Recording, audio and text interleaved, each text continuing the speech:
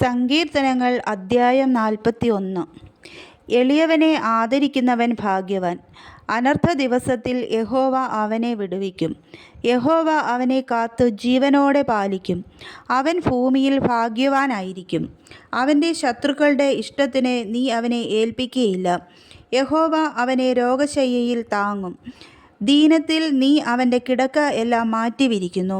യഹോവേ, എന്നോട് കൃപ തോന്നി എന്നെ സൗഖ്യമാക്കണമേ. നിന്നോടല്ലോ ഞാൻ പാപം ചെയ്തത് എന്ന് ഞാൻ പറഞ്ഞു. അവൻ എപ്പോൾ മരിച്ച് അവൻ്റെ പേർ നശിക്കും എന്ന് എൻ്റെ ശത്രുക്കൾ എന്നെക്കുറിച്ച് ദോഷം പറയുന്നു. ഒരുത്തൻ എന്നെ കാണുവാൻ വന്നാൽ അവൻ കപടവാക്കു പറയുന്നു. അവൻ്റെ ഹൃദയം നീതികേട് സംഗ്രഹിക്കുന്നു. അവൻ പുറത്തുപോയി അത് പ്രസ്താവിക്കുന്നു. എന്നെ പകയ്ക്കുന്നവരൊക്കെയും എനിക്ക് വിരോധമായി തമ്മിൽ മന്ത്രിക്കുന്നു. അവർ എനിക്ക് ദോഷം ചിന്തിക്കുന്നു. ഒരു ദുർവ്യാധി അവന് പിടിച്ചിരിക്കുന്നു. അവൻ കിടപ്പിലായി, ഇനി അവൻ എഴുന്നേൽക്കയില്ല എന്ന് അവർ പറയുന്നു.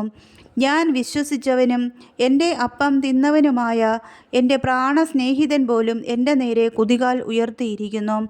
ഞാൻ അവർക്ക് പകരം ചെയ്യേണ്ടതിന് യഹോവേ, കൃപ തോന്നി എന്നെ എഴുന്നേൽപ്പിക്കണമേ. എൻ്റെ ശത്രു എന്നെ ചൊല്ലി ജയഘോഷം കൊള്ളാതിരിക്കുന്നതിനാൽ നിനക്ക് എന്നിൽ പ്രസാദമായിരിക്കുന്നു എന്ന് ഞാൻ അറിയുന്നു. നീ എൻ്റെ നിഷ്കളങ്കത്വം നിമിത്തം എന്നെ താങ്ങുന്നു.